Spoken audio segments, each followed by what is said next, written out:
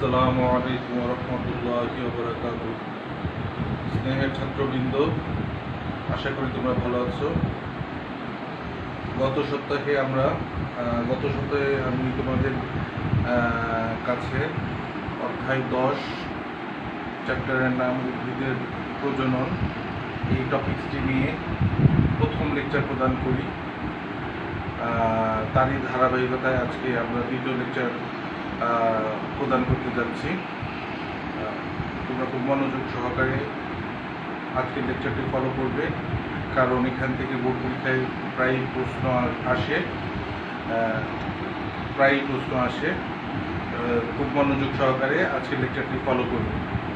তো গত ক্লাসে আমরা দেখেছিলাম যে যৌন প্রজননের জন্য দুটি জনন কোষের প্রয়োজনীয়তা আছে, একটি শুক্রাণু এবং একটি ডিম্বাণু। তো গত ক্লাসে আমরা শুক্রাণু সহ কীভাবে তৈরি হয় ফুলের মধ্যে সেটি আলোচনা করেছিলাম। আজকে আমরা কিভাবে ফুলের চতুর্থ স্তবক অর্থাৎ স্ত্রী স্তবক হতে ধীরে ধীরে কীভাবে ডিম্বাণু তৈরি হয় সেই বিষয়টি নিয়ে আলোচনা করব। তো আমরা গত ক্লাসে বলেছিলাম যে স্ত্রী স্তবকের গঠনগত একক হচ্ছে স্ত্রী কেশর। এই স্ত্রী কেশরের তিনটি অংশ। স্ত্রী কেশরের আরেকটি নাম হচ্ছে গর্ভপত্র। এই স্ত্রী কোষের তিনটি অংশ, শীর্ষভাগের অংশটিকে বলা হয় গর্ভমুণ্ড বা স্টিগমা, মাঝখানের নলাকার অংশটাকে বলা হয় গর্ভদণ্ড বা স্টাইল, এবং পরবর্তীতে এই মোটা কলসির মতো যে অংশটি আছে সেটাকে বলা হয় গর্ভাশয় বা ডিম্বাশয়। এই গর্ভাশয়ের ভিতরে আপনি যদি সামারি করলে দেখা যাবে যে গর্ভাশয়ের ভিতরে ডিমের মতো একটি অংশ তৈরি হয়, যেটাকে বলা হয় ডিম্বক। এই ডিম্বকটা তৈরি হয় গর্ভাশয়ের ভিতরে। এই গর্ভাশয়ের ভিতরে ডিমের মতো যে অংশটি তৈরি হয় তাকে বলা হয় ডিম্বক। এই ডিম্বকের ভিতরে একটি থলি তৈরি হয়, ধীরে ধীরে একটি থলি তৈরি হয় যার নাম হচ্ছে ভ্রূণথলি। ডিম্বকের ভিতরে ধীরে ধীরে একটি থলি তৈরি হয় যাকে বলা হয় ভ্রূণথলি। এবং ভ্রূণথলির মধ্যে 8টি কোষ থাকে, 8টি হ্যাপ্লয়েড কোষ থাকে, যার একটি কোষ হচ্ছে সেই আমাদের কাঙ্ক্ষিত স্ত্রী জনন কোষ বা ডিম্বাণু। আমরা সামারিটা বলে দিলাম প্রথমে যে কিভাবে ডিম্বাণুটা কোথায় তৈরি হয়। তাহলে কি জানলাম? স্ত্রী কেশরের গর্ভাশয় বা ডিম্বাশয়ের মধ্যে ডিম্বক তৈরি হয়, ডিম্বকের ভিতরে ভ্রূণথলি তৈরি হয়, এবং ভ্রূণথলির মধ্যে 8টি কোষের মধ্যে একটি হ্যাপ্লয়েড কোষ হচ্ছে ডিম্বাণু বা এগ বা ওভাম। তো আমরা এখন ডিটেলস এই বিষয়ে জানবো। এই এগের ডিম্বকটা তৈরি হয়, গর্ভাশয়ের মধ্যে অসংখ্য টিস্যু থাকে। গর্ভাশয়ের যে টিস্যু থেকে ডিম্বক তৈরি হয় সেই টিস্যুটাকে বলা হয় অমরা বা প্লাসেন্টা। গর্ভাশয়ের যেই টিস্যু হতে ডিম্বক তৈরি হয় তাকে বলা হয় অমরা বা প্লাসেন্টা। প্রাথমিক অবস্থায় অমরাতে একটু স্ফীত অঞ্চলের সৃষ্টি হয়, অঞ্চলটা একটু ফুলে ওঠে, একটু ফাঁপা হয়ে যায়। পরবর্তীতে ওই স্ফীত অঞ্চলটাই ধীরে ধীরে বড় হয়ে ডিম্বকে পরিণত হয়। আমরা পাশে একটা ডিম্বকের ছবি এঁকে রেখেছি। আমরা এখন এই ডিম্বকের গঠন সম্পর্কে একটু আলোচনা করব। এর আগে একটু বলে নিই, ডিম্বক সাধারণত 4 ধরনের হয়। একটি হচ্ছে ঊর্ধ্বমুখী ডিম্বক, একটি হচ্ছে অধোমুখী বা নিম্নমুখী ডিম্বক, একটি হচ্ছে পার্শ্বমুখী ডিম্বক, আর একটি হচ্ছে বক্রমুখী ডিম্বক। এখান থেকে সাধারণত জ্ঞানমূলক প্রশ্ন খুব একটা আসে না, তবে নৈবৃত্তিক প্রশ্ন আসে এমসিকিউ এ। যেমন ঊর্ধ্বমুখী ডিম্বক কোথায় পাওয়া যায়, গোলমরিচ, পানিমরিচ, রেরি, এরকম বিভিন্ন অপশন দিল। বহুপদীতে এটা থাকতে পারে, যেমন গোলমরিচ পানিমরিচের মধ্যে এই ঊর্ধ্বমুখী ডিম্বক পাওয়া যায়। বা ঊর্ধ্বমুখী ডিম্বকের ক্ষেত্রে কোন 3টি বিষয় একই রেখায় থাকে। হ্যাঁ, এরকম। তো আমরা যখন ডিম্বকের গঠন করে নিব, আগে তোমরা বই থেকে এইগুলা সংজ্ঞা এবং এইগুলা কোন কোন উদ্ভিদে পাওয়া যায় এই বিষয়টা নৈবৃত্তিকের জন্য এবং ভর্তি পরীক্ষার জন্য, দুইটার জন্য ইম্পর্টেন্ট। সুতরাং বই থেকে অবশ্যই এদের উদাহরণটা করে নিবা। আমরা সময় স্বল্পতার কারণে এখানে উদাহরণটা বললাম না, বই থেকে অবশ্যই পড়ে নিবা। এবার আমরা চলে যাচ্ছি ডিম্বকের গঠনে। ডিম্বকের গঠনের দিকে যদি আমরা খেয়াল করি, ডিম্বকের টিস্যুটাকে মূলত 2 ভাগে ভাগ করা হয়। এই যে মাঝখানে একটা ডিম এঁকে রাখা আছে, যে মাঝখানে একটা ডিম, এই যে ডিম্বক বড় করে, আসলে পুরোটাই ডিম্বক, কিন্তু কিন্তু মূলত এই ডিম্বকটাকে দুইটা অংশে ভাগ করা হয়।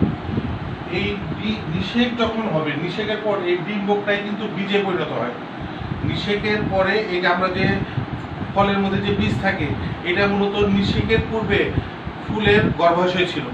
বীজ এই ডিম্বকটাই পরবর্তী ফুলের ছিল, ডিম্বক ছিল। নিষেকের পর ডিম্বকটাই বীজে পরিণত হয়। তাহলে এই যে ডিম্বকের টিস্যুকে মূলত দুই ভাগে ভাগ করা হয়। একটা হচ্ছে চারপাশে কিছু টিস্যু থাকে যাকে বলা হয় আবরণী টিস্যু, এবং মাঝখানে ডিম্বকের দ্বারা আবৃত কিছু টিস্যু থাকে যার নাম হচ্ছে নিউসেলাস। নিউসেলাস বা ভ্রূণ পোষক টিস্যু। আবরণী টিস্যুর আবরণী টিস্যুটাকে আবার দুইটা ভাগে ভাগ করা হয়। এক প্রাথমিক অবস্থায় বহিঃত্বক তৈরি হয়, পরবর্তীতে এটা ভিতরের দিকে আরো একটি ত্বক তৈরি হয় যেটাকে বলা হয় অন্তত্বক। অর্থাৎ ডিম্বকের সাথে সংশ্লিষ্ট ত্বকটাকে বলা হয় অন্তত্বক, তার বাইরে আর যে ত্বকটি থাকে তাকে বলা হয় বহিঃত্বক। ইংলিশে বলা হয় যথাক্রমে ইনটাইন এবং এক্সাইন। Exine বহিঃত্বক, intine অন্তত্বক। আর ডিম্বক দ্বারা যে সমস্ত অংশটা ঘেরা থাকে ডিম্বকের ভিতরে সেটাকে বলা হয় নিউসেলাস। এর মধ্যে একটি অংশ ডিম্বক ত্বক দ্বারা আবৃত থাকে না। এই যে এখানে একটা ফাঁকা জায়গা, এই ফাঁকা জায়গাটায় কোনো বহিঃত্বক অন্তত্বক থাকে না, যাকে বলা হয় ডিম্বক রন্ধ্র বা মাইক্রোপাইল। ডিম্বক রন্ধ্র বা মাইক্রোপাইল। এই নিষেকের সময় এই ডিম্বক রন্ধ্র দিয়েই আমরা গত ক্লাসে বলছিলাম যে পোলেন টিউব তৈরি হয়। পোলেনের একটা পর্যায়ে পোলেন টিউব তৈরি হয়। এই ডিম্বক রন্ধ্র বা পোলেন টিউব দিয়েই পোলেন টিউবটা প্রবেশ করে ডিম্বকের ভিতরে। ডিম্বকের ভিতরে প্রবেশ করার রাস্তাটাই হচ্ছে ডিম্বক রন্ধ্র। এরপরে এই ডিম্বক ত্বক যে আমরা বললাম, এই ডিম্বক ত্বকটা তৈরি হয় যে অংশ থেকে তাকে বলা হয় ডিম্বক মূল বা কেলাজা। অর্থাৎ ডিম্বক রন্ধ্রের ঠিক বিপরীত প্রান্তটাই হচ্ছে ডিম্বক মূল বা কেলাজা, যেখান থেকে ডিম্বকের ত্বক গঠন শুরু হয়। এই ডিম্বকের যে অংশটা অমরার সাথে যুক্ত থাকে, আমরা একটু আগেই বললাম যে গর্ভাশয়ের যে টিস্যু থেকে ডিম্বক তৈরি হয় তাকে বলা হয় অমরা। তাহলে এই অমরার সাথে ডিম্বকের যে অংশটা যুক্ত থাকে তাকে বলা হয় ডিম্বক নাড়ি। আর এই ডিম্বক নাড়ির যে অংশটা ডিম্বক ত্বকের সাথে যুক্ত থাকে তাকে বলা হয় ডিম্বক নাভি। ডিম্বক নাভি, একটা নাম ডিম্বক নাড়ি আর এটা হচ্ছে ডিম্বক নাভি। এই নিউসেলাসের মধ্যে একটা থলির মতো অংশ থাকে যেটাকে বলা হয় ভ্রূণথলি। আমরা একটু এই ছবিটাই এখানে বড় করে আঁকা আছে, আমি একটু দৃষ্টি আকর্ষণ করতে চাই দিকে। ওই ছবিটাই আমরা এখানে যেহেতু বড় করে আঁকা আছে আমরা এখানে দেখাতে চাই। এই যে থলিটার কথা বললাম, যে ডিম্বকের ভিতরে যে থলিটা আছে তার নাম হচ্ছে ভ্রূণথলি। ইংলিশে বলা হয় এমব্রায়োস্যাক। এর মধ্যে 8টি হ্যাপ্লয়েড কোষ থাকে। এর মধ্যে ডিম্বক মূলের দিকে যে 3টি কোষ থাকে তাদেরকে বলা হয় প্রতিপাদকোষ বা অ্যান্টিপোডাল সেল। মাঝখানে 2টি নিউক্লিয়াস থাকে, একত্রে যুক্ত থাকে, তাদেরকে বলা হয় সেকেন্ডারি নিউক্লিয়াস বা গৌণ নিউক্লিয়াস বা ফিউশন নিউক্লিয়াস। সেকেন্ডারি নিউক্লিয়াস বা গৌণ নিউক্লিয়াস বা ফিউশন নিউক্লিয়াস। ডিম্বক রন্ধ্রের দিকে আরো 3টি সেল থাকে যাদেরকে একত্রে বলা হয় ডিম্বক যন্ত্র বা এগ অ্যাপারেটাস। এই ডিম্বক যন্ত্রের মাঝখানের বড় সেলটাই হচ্ছে ডিম্বাণু বা এগ। আর দুই পাশের 2টা কোষকে বলা হয় সহকারী কোষ বা সিনার্জিক সেল। এই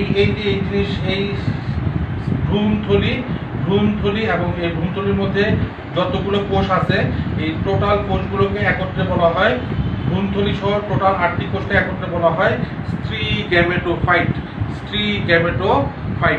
তো এই বর্ণনার বোঝার সুবিধার্থে আমরা বড় করে ছবিটা আবার এখান থেকে দেখালাম একটু। এই হচ্ছে আমাদের ডিম্বকের গঠন। এটা পরীক্ষার মধ্যে 3 মার্কের প্রশ্ন হিসেবে আসতে পারে। প্রয়োগে ম্যাক্সিমাম সময় চিত্রই যায়, মাঝে মাঝে বর্ণনাও যেতে পারে, ডিম্বকের গঠনের বর্ণনা দাও। তবে চিত্রটা খুব সুন্দর করে প্র্যাকটিস করতে হবে। কারণ তুমি তুমি যে এটা ডিম্বকের চিত্রের কথা যে প্রশ্নে চাওয়া হয়েছে, তুমি যে বুঝতে পারছো এই যে ডিম্বক, এই যে প্রশ্নকর্তা যে ডিম্বকের ছবি আঁকতে বলেছে, এই বোঝার জন্য তোমার 1 মার্ক পাবা জ্ঞানমূলকে। খালি নিম্নে একটি ডিম্বকের চিহ্নিত চিত্র দেওয়া হলো, এই যে ডিম্বক লিখছো এটার জন্য 1 মার্ক, আর বাকি ছবির জন্য চিহ্নিতকরণ সহ ছবির জন্য বাকি 2 মার্ক। ঠিক আছে? তো এটা প্রায় বোর্ড পরীক্ষায় আসে, তোমরা এটা একাধিকবার ক্লাসে বাসায় প্র্যাকটিস করবা, দেখবা যে খুব অল্প সময়ের মধ্যে এই ছবিটি আঁকা যায়। এখন এখন আমরা করব কিভাবে ডিম্বাণু তৈরি হয়। আমরা তো এক কথায় বলে দিয়েছি যে এখানে 8টা কোষ থাকে, তো এই 8টা কোষের মধ্যে একটা হচ্ছে ডিম্বাণু। তাহলে কিভাবে ধীরে ধীরে এই ডিম্বাণুটা তৈরি হয়, এখন আমরা সেই বিষয়টা লক্ষ্য করব। উপরের কোষের অংশ আলোচনা আমাদের শেষ। হ্যাঁ, এখন আমরা দ্বিতীয় অংশে যাচ্ছি। আজকের লেকচারের দ্বিতীয় অংশ বা সর্বশেষ অংশ। এই বিষয়টি যাওয়ার ক্ষেত্রে তোমাদের মনোযোগ আবার আকর্ষণ করতেছি, দৃষ্টি আকর্ষণ করতেছি, খুব মনোযোগ সহকারে করো। এটা তোমরা 9-10ও পড়েছো, তোমাদের জন্য বোঝাটাই ইজি হবে। প্রথমে হচ্ছে এই যে ডিম্বক রন্ধ্র, এই ডিম্বক রন্ধ্রর কাছে যে নিউক্লিয়াস, এইখানেও নিউক্লিয়াস আছে, এখানেও নিউক্লিয়াস আছে, এখানেও নিউক্লিয়াস আছে, পুরো অংশ জুড়ে নিউক্লিয়াস আছে। কিন্তু ডিম্বক রন্ধ্রের কাছে যে নিউক্লিয়াস থাকে, সেই নিউক্লিয়াসের মধ্যে একটি সেল আকারে বড় হয়, যার নিউক্লিয়াসটাও আকারে বড় হয় এবং সাইটোপ্লাজমের পরিমাণও বেশি থাকে। উক্ত সেলকে বলা হয় প্রাইমারি আর্কিস্পোরিয়াল কোষ। এই প্রাইমারি আর্কিস্পোরিয়াল কোষ বিভাজিত হয়ে পরিধির দিকে তৈরি করে দেয়াল কোষ, আর কেন্দ্রের দিকে তৈরি করে প্রাথমিক জনন কোষ বা স্ত্রী-রেণু মাতৃকোষ। এই প্রাথমিক জনন কোষটা স্ত্রী-রেণু মাতৃকোষ হিসেবে কাজ করে। এই স্ত্রী-রেণু মাতৃকোষ এই মিয়োসিস বিভাজন হয়। মিয়োসিসের ফলে একটি কোষ থেকে 4টি কোষ তৈরি হয়। এই 4টি কোষকে বলা হয় স্ত্রী-রেণু। এবং যেহেতু আগের কোষটি ডিপ্লয়েড ছিল, জনন মাতৃকোষটি ডিপ্লয়েড ছিল, আর যেহেতু মিয়োসিস হয়েছে ফলে উৎপন্ন কোষগুলো হ্যাপ্লয়েড হয়ে গিয়েছে, ফলে 4টি হ্যাপ্লয়েড স্ত্রী-রেণু তৈরি হলো। এই 4টি হ্যাপ্লয়েড স্ত্রী-রেণুর মধ্যে ম্যাক্সিমাম ক্ষেত্রে অ্যানালাইসিস করে দেখা গেছে যে বেশিরভাগ ক্ষেত্রে 3টি স্ত্রী-রেণু নষ্ট হয়ে যায়। 3টি স্ত্রী-রেণু নষ্ট হয়ে যায়, একটি স্ত্রী-রেণু কার্যকরী থাকে। প্রকৃতগতভাবে 3টি স্ত্রী-রেণু নষ্ট হয়ে যায়, আর একটি স্ত্রী-রেণু কার্যকরী থাকে। এই একটি স্ত্রী-রেণু থেকেই বিভিন্ন ধাপের মাধ্যমে একটি স্ত্রী গ্যামেটোফাইট বা একটি ভ্রূণথলি তৈরি হয়। তাহলে একটি স্ত্রী-রেণু থেকে যদি একটি ভ্রূণথলি তৈরি হয়, তখন সেই প্রক্রিয়াকে বলা হয় মনোস্পোরিক টাইপ। কারণ মনো মানে কি? এক। তাহলে একটা স্ত্রী-রেণু থেকে একটা ভ্রূণথলি তৈরি হয়েছে, এইটাকে বলা হয় মনোস্পোরিক টাইপ। শতকরা 75% ক্ষেত্রে, 75% ক্ষেত্রে এই প্রক্রিয়াতেই এই ভ্রূণথলিটা তৈরি হয়ে থাকে। এবং এই বিষয়টা একটা ফ্যামিলি আছে, যেমন আমরা মালবেসি নাম শুনেছি, অধ্যায়ের সাথে মালবেসি, পোয়েসি এগুলোর নাম শুনেছি। তেমনি একটা ফ্যামিলির নাম হচ্ছে পলিগনেসি। এই পলিগনেসি ফ্যামিলিতে মানে 100% উদ্ভিদে এই প্রক্রিয়াতেই কি হয়? ভ্রূণথলি তৈরি হয়। এই জন্য এই মনোস্পোরিক টাইপটাকে পলিগোনাম টাইপও বলে। তাহলে মনোস্পোরিক টাইপ কি? একটি কার্যকরী স্ত্রী-রেণু থেকে একটি ভ্রূণথলি তৈরি হবে। কোনো ক্ষেত্রে যদি দেখা যায় যে না, এই যে 3টা নষ্ট হয়ে গেছে, কোনো ক্ষেত্রে বাকি 25% ক্ষেত্রে তো এই 3টা নষ্ট হবে না। 75% ক্ষেত্রে 3টা নষ্ট হয়ে গেছে, একটা থেকেই এটা ঘটছে, কিন্তু বাকি 25% ক্ষেত্রে তো ভিন্ন ঘটনা ঘটবে। আমাদের সিলেবাসে কিন্তু এই 25%-এর কথা বলা নাই, কিন্তু একটু জাস্ট তোমাদের অবগতর জন্য জানানো যাচ্ছে যে যদি দেখা যায় যে কোনো কারণে 2টি স্ত্রী-রেণু মিলে একটি ভ্রূণথলি তৈরি করছে, 2টি কোষ থেকে সম্মিলিতভাবে একটি ভ্রূণথলি তৈরি হয়, তখন তাকে বলবে বাইস্পোরিক টাইপ। আর যদি কোনো কারণে 4টি থেকে মিলে একটি ভ্রূণথলি তৈরি হয়, তখন তাকে বলা হয় টেট্রাস্পোরিক টাইপ। তাহলে মনোস্পোরিক টাইপ, বাইস্পোরিক টাইপ, টেট্রাস্পোরিক টাইপ। এই তিনটি পদ্ধতিতে ভ্রূণথলি তৈরি হতে পারে। তবে আমাদের সিলেবাসে মনোস্পোরিক টাইপ নিয়েই আমরা আলোচনা করব, যাকে পলিগোনাল টাইপও বলে। পরবর্তীতে কি হয়, এই তিনটি স্ত্রী রেণু নষ্ট হয়ে গেল। দেখো এটা একটা স্ত্রী রেণু, কার্যকরী স্ত্রী রেণু। এটা হচ্ছে তার নিউক্লিয়াস, কেন্দ্রে আছে নিউক্লিয়াস। এই নিউক্লিয়াসের মাইটোসিস বিভাজন হয়, স্ত্রী রেণুর মাইটোসিস হয় না, নিউক্লিয়াসের মাইটোসিস বিভাজন হয়।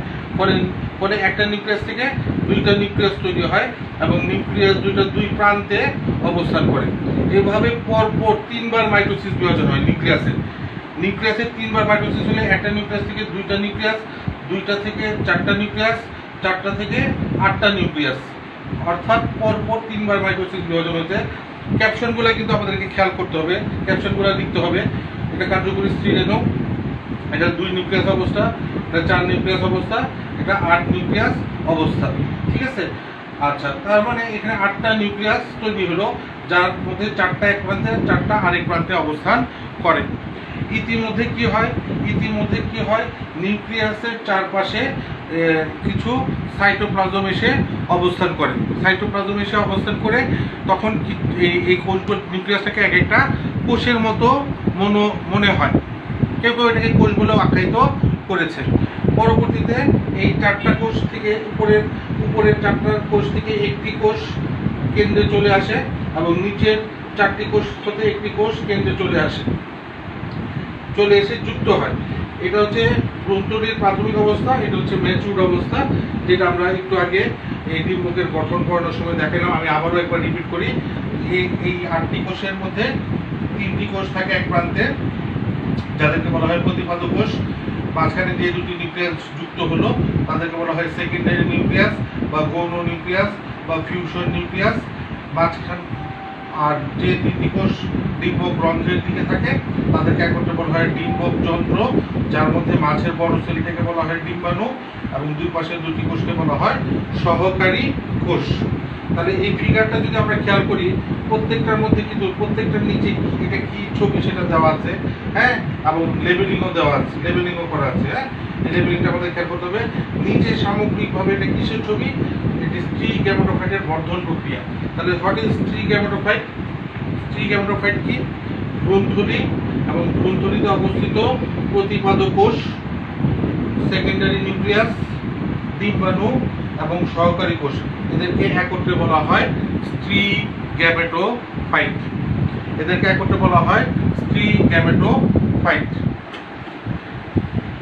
তো ছাত্রবৃন্দ, এই হলো আমাদের আজকের। আমরা যদি ছবিগুলো আঁকতাম হয়তো আরো 5-6 মিনিট সময় লাগতো সামনাসামনি আঁকতে, কিন্তু আমরা আগে থেকেই প্রস্তুতি নিয়ে রেখেছি যেন তোমাদের লেকচারে বেশি সময় দিতে পারি, বুঝিয়ে দিতে পারি।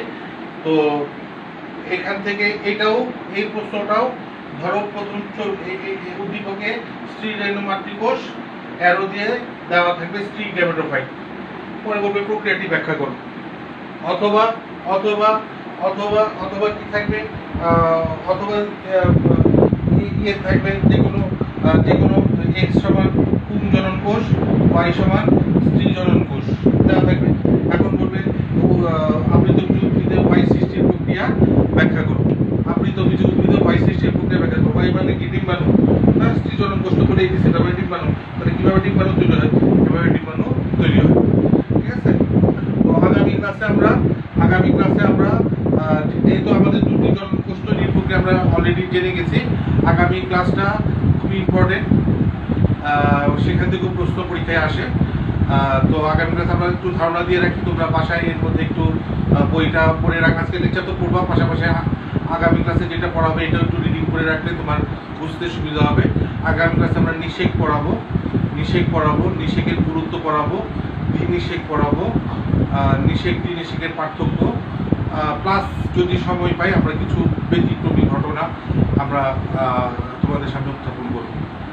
সে পর্যন্ত তোমরা ভালো থাকো এবং যেভাবে আমরা উত্তরা হাই স্কুল অ্যান্ড কলেজের পক্ষ থেকে আমরা প্রভাষক বৃন্দ চেষ্টা করছি তোমাদের মাঝে বিষয়ভিত্তিক লেকচারগুলো দিয়ে তোমাদেরকে উপকার করার।